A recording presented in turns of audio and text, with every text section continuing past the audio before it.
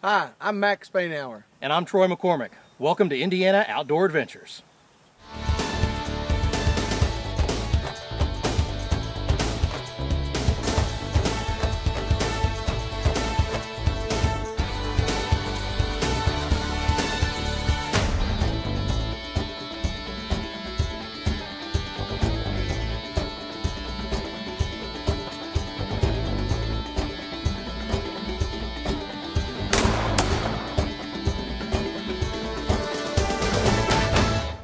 Joining us today are Sarah and Jeremy Robinson, and we're here today to talk a little bit about Sarah's turkey hunt. Now, Sarah, she's going to take us out on a reminder trip about her turkey hunt last year as we go out and explore the birds of Switzerland County.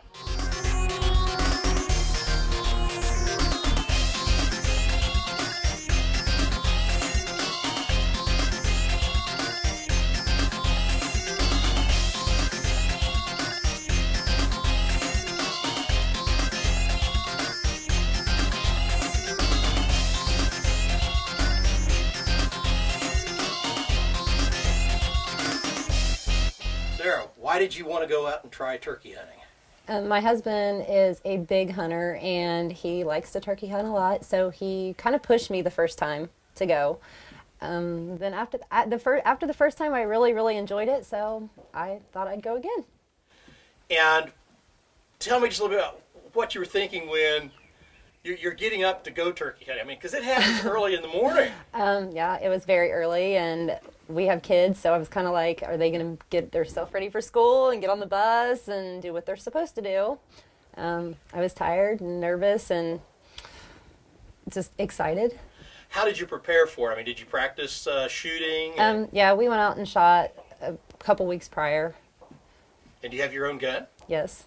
Is it pink? No. You got the pink camera thing going on here, and No, it's green camouflage. okay, well, good. For people who haven't been turkey hunting, tell me about the anticipation of going. Were you anxious the night before? And I was actually really sick to my stomach the night before because I get really nervous about it. I don't want to go out there and miss when one comes in. So now, were you putting the pressure on yourself, or was your husband? Maybe a little of both. Because you wanted to please him as well as you were hoping for a successful harvest. Yeah, and then it gives us something to do together that we both enjoy. Now, the morning of the hunt that we're watching, for me, the transition from nighttime to the sun coming up, that's a magical time for me. The woods comes alive. What's it like for someone on their second turkey hunt? I was actually kind of scared sitting out there. I kept hearing noises that I didn't know what they were, like birds that I'd never heard before, and then, well, every time I'd hear a noise, I'd be like, is that a turkey? Is there one coming? Now, you had obviously an experienced turkey hunter with you. Yeah. So he was able to answer those questions for you. Now, tell me about the first turkey that you saw that morning. We had a hen come in and then a tom come in behind her. And was it kind of exciting to It was exciting because he was all puffed up, and then he just kind of turned around and walked away. So Jeremy needs to work a little bit on his calling. I don't know. I think he practices enough at home. So how long was it between then and when the three gobblers showed up? I think it was probably 2 hours, a couple hours. So you had a long wait between. Yeah, because we had the storm and the tornado sirens, and yeah. Now wait a minute. So you're out hunting, out in the woods, and you hear tornado sirens? Yeah. Tell me what happened. I was ready to go as soon as the tornado storm sirens went off and it was raining and the trees were blowing every direction. I was ready to go, and the guys were like, oh, you're fine, we're safe. If, a tornado hits, we'll just go over the hill in the ditch. Now, did you have your cell phones out at all? Yeah, my mom was texting me and telling me how crazy I was for sitting blind. One nice thing about having the cell phones is we knew that the tornadoes were not in our area and that my kids were safe in a basement just in case it got worse outside. And everything then calmed down? Yeah, the wind quit blowing and 3 big toms came in. Now, had you heard them gobbling as the storm was dissipating? Yeah, a little bit. They were gobbling. They were starting to gobble. Okay. And what happened when they started to come in? Walk me through that. I was nervous, and 3 of them came in, and one of them just kept kind of strutting back and forth. And Jeremy was telling me that I needed to shoot the one on the left, and he was planning on shooting the one on the right. Well, the one that he wanted to shoot happened to be a little bit bigger, so that was the one I took. So you had a plan in place. Yeah, I wanted the trophy one. I wanted the big one. Well, you were the primary hunter, so Yes. you got to choose. I Right? was the one that got up early and made myself go sit in the woods. So you've got the 3 gobblers out there. Jeremy thinks you're going to shoot the one on the left. You notice a longer beard on the one on the right. So you swing your gun over a little bit and Yeah. shoot. Yeah. What happened when you shot? Actually, at first I kind of thought I missed, and then it just kind of flopped around and it was done. Did Jeremy say, "What are you doing?" I think he elbowed me. I'm not sure. He might have elbowed me. I'll bet he was pretty excited and proud, though. Yeah, he was excited. And in some of the hunting videos, you see people jump up. They go running out to try and get their turkey so it doesn't fly away or something. What did you do after you shot him? Just followed him because I didn't know what to do. But you were able to go out and retrieve him because he died right there by the Yeah, decoys. right there. Okay. Was it as exciting as the first turkey you had shot, or more so? It was more so because 3 toms came in and they were just, one was strutting back and forth and they were gobbling, so you could kind of feel it. I mean, they were pretty close, so you could feel like a vibration or... You could do more than hear. You could almost feel them. Yeah, it's pretty exciting. That's great.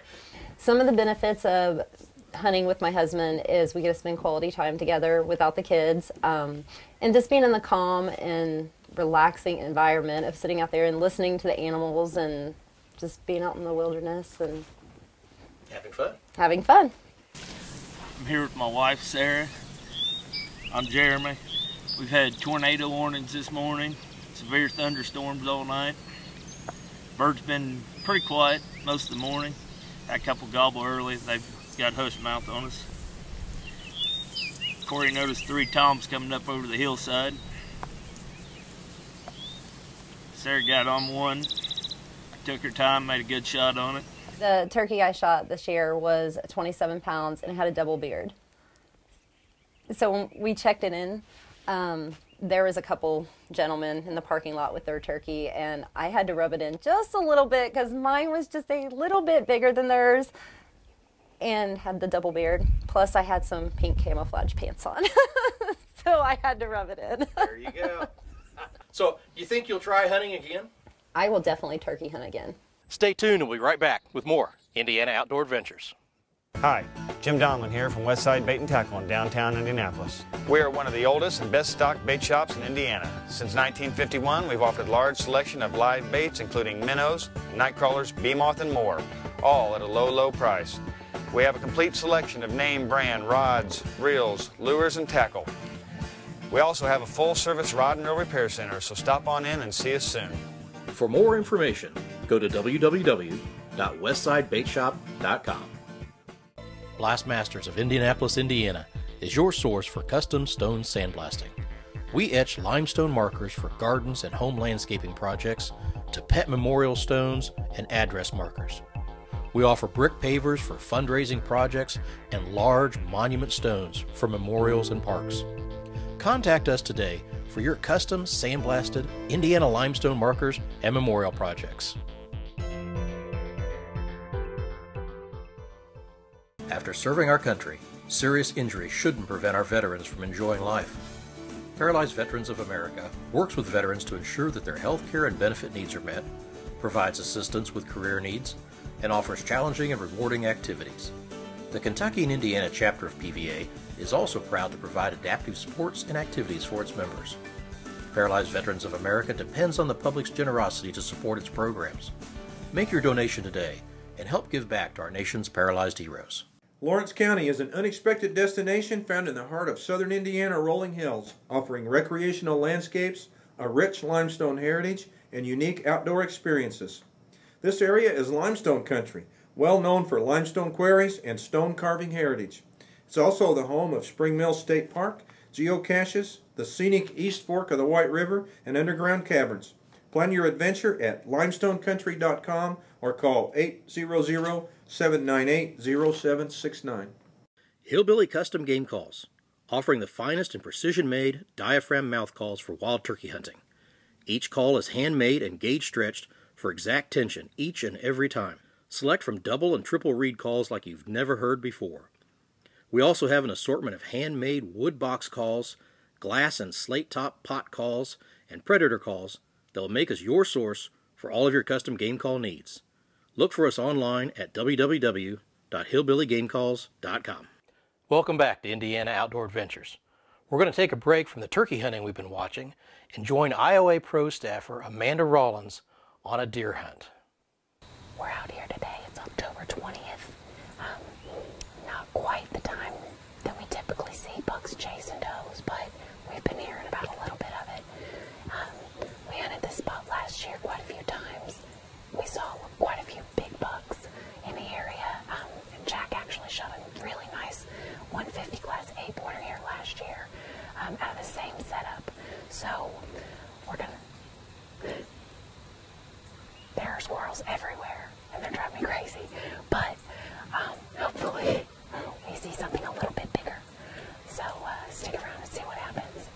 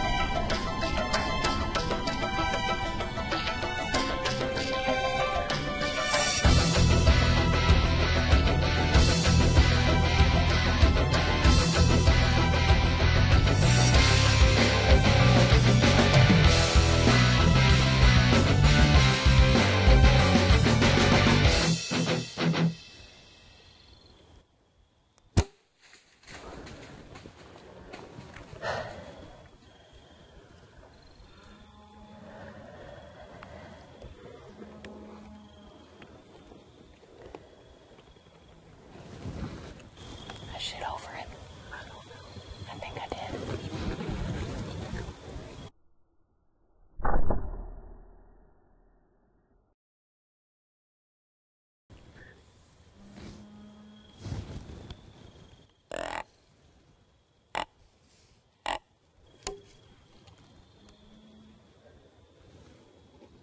I missed. It was awful. I looked and I kind of knew exactly what had happened because I had marked my yardage as soon as I got in the tree, like I do every time. Got my yardage marker, identified a tree that I knew was at 30 yards, and I thought that was the tree that I was looking at, but it wasn't. He was quite a bit closer than that, so I missed. Shot right over his back. But luckily, Jack, who is the expert caller and the deer whisperer, managed to keep the 6-pointer around, who was still just milling around. It kept looking at us. He knew we were there, but didn't seem to care. And he grunted a couple of times, and the big boy came back, luckily. No, they're gonna fight. They're gonna fight.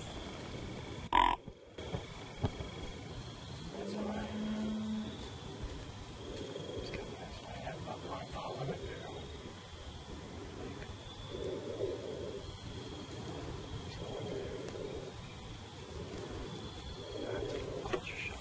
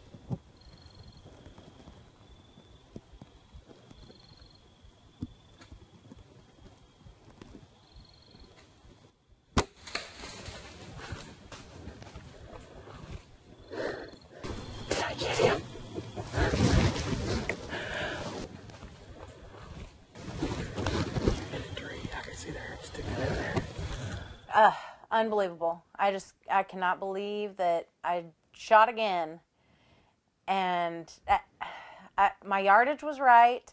I knew that I had a clear shot. His vitals were wide open, but after the first shot, my nerves were shot, I think. Shot nerves, I don't know. I don't know what happened, but just maybe a pull to the left, and my arrow hit the tree. So I thought at that point, scrap the hunt, I'm done. It's never going to happen again. Looking for adventure? Marengo Cave has it all.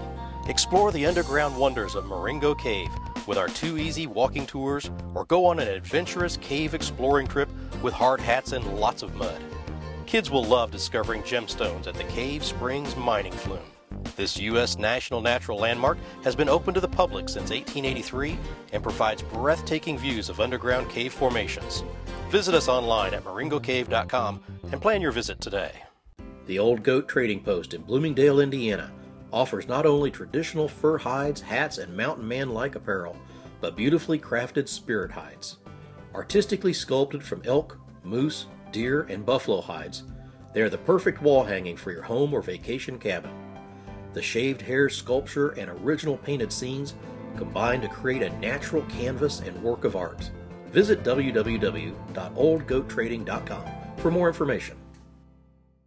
Life Essentials in Brookston, Indiana provides the products you need to become more independent. Products like our Journeyman wheelchair provide all-terrain access for the hunter and all-around outdoorsman. Every year, thousands of people are born with or acquire disabilities. Whether your special needs are for residential, commercial, agricultural, or just enjoying the outdoors once again, we customize our lifts and mobility products to fit your needs. We're raising you to new heights.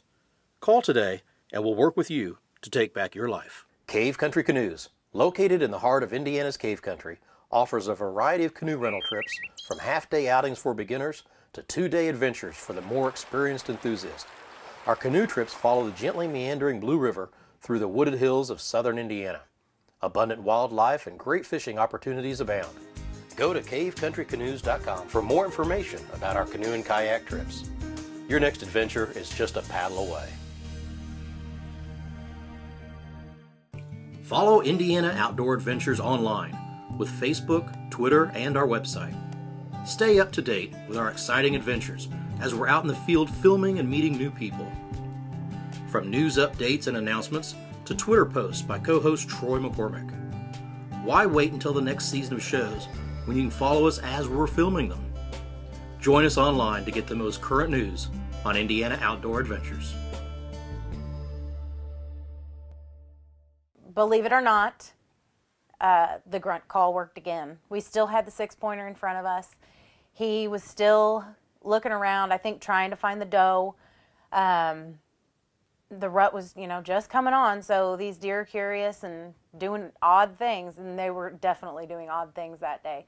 But Jack grunted on the grunt tube, and he came back again, and it was probably from the time I shot the second arrow, he probably came in about 5-10 minutes later, but it was getting to the point where the sun was going down. It was prime time, but before too long, I wasn't going to have a shot anymore.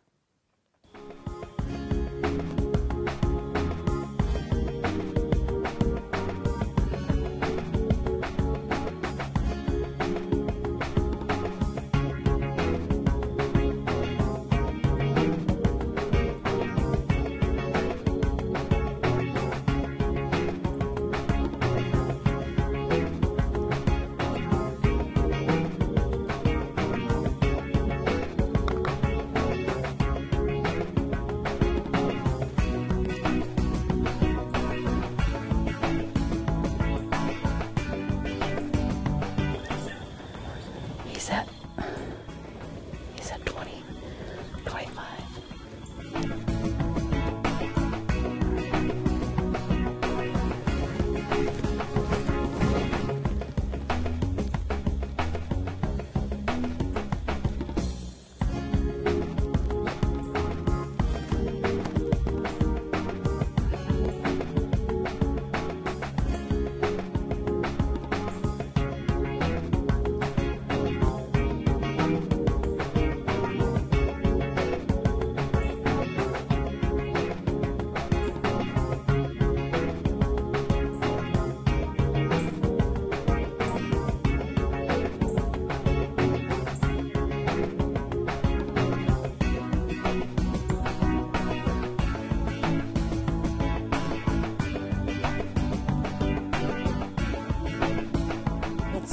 get dark, and I cannot believe that I am getting a third chance to shoot this buck.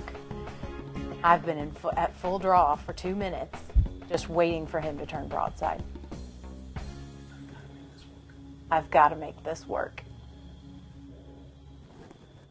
I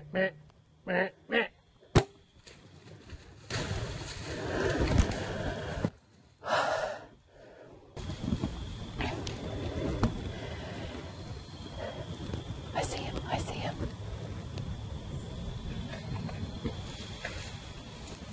He just crashed. He just crashed, fucking.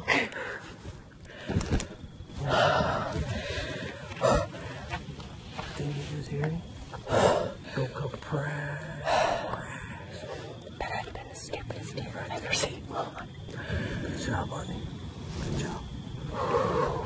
That was totally not. I was expecting. He's only a 4-pointer, but I'm telling you, man, He's a what? he's a 4-pointer. What? Yeah, you shot that little buck that was. Shut up. No, I did not. No, he looks to be about a 16-inch wide. I think he's a 9-pointer or something. He's pretty cool. I think he's got an extra tine on his left side. Yeah, he's a Honey, here you got you a nice buck. Yeah. Made a good shot with your bow. Yeah. It's October the 20th here in southern Indiana. This deer, the way they acted yesterday, they've been acting this way for the last few days of the cool weather and things like that. They act like it's November already. This buck responded to, I just rattled just a little bit and grunted a few times, and man, here he come. As y'all can see, we had a small buck in there that kind of kept him occupied too. He couldn't figure out why, what was going on in there. He definitely didn't want that small buck in there with the grunting and the doe bleats and whatnot. So it all came together for us. So it was a good hunt, wasn't it? Yeah, it was a great hunt. It was very exciting.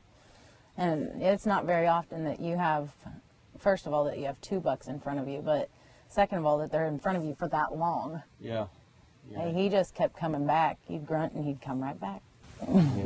Yeah, he like 2 or 3 times he came back, and we watched him work a limb and make a little scrape there, and he actually he snort wheezed at that smaller buck, and he's a good deer. He's probably 3-4 years old, about 4-year-old deer. Yep. You hit him over here. He was quartering away kind of hard, but you hit him here and it exited out the opposite shoulder, which is what you want. Yep. Made a really good shot on him. So Unfortunately, I didn't have that broadside shot, but I guess I did what I needed to do. yeah, it worked out good. He didn't go maybe 60 yards or so, 70 yards, something like that, and piled up. So that's what we want. Of course, it was late when we recovered him. It was dark, evening hunt. So So today's actually the 21st. So 21st. we're gonna go check him in. We got the temporary tag on him, and Actually, I took it off and laid it right there to keep it from getting messed up, but we're getting ready to put it back on him and go check him in, and go check him in. I think I'll do jerky. Yeah? Yeah. Sounds good to me. But did you mention about the very interesting he's got rack he's got on I the left call them side? acorns because they look kind of like acorns, but he had them on every single tine except his brow tine on his left side. Now he's broke 2 of them off, and also broke a tine off on this side. So this guy, he's been scrapping already this year, and like I say, he came into the horn. So you get deer like that. You get deer with different attitudes, I've seen really, really giant bucks cower to a lot smaller rack deer and younger deer just because of the attitude and stuff they have. And this one definitely, he had a bad attitude about everything, didn't he? Yep. Yeah, he did. So I'd say that's what got him in the jerky pile. Yeah. Yep. So, Yep. what do you Very think? excited. I'm very excited. I'm ready to go back out tonight and see if we can kill you one. Yeah. Well, thanks a lot, guys, for watching Indiana Outdoor Adventures, and hopefully you'll get on the camera and we might get one this evening. I don't know. but we're going to try. Yeah. Stay in the woods and see what we can do, and see what happens. Congratulations, honey. Thank you. Very proud. Oh, so exciting. Absolutely unbelievable hunt. And like I said, I cannot believe that it turned out the way that it did. He's my biggest buck yet. Shot him with my bow, which I'm really proud of. And I mean, it was just an absolutely unbelievable hunt, something that I am definitely never going to forget. Thanks for joining us. We'll see you next time, right here on Indiana Outdoor Adventures.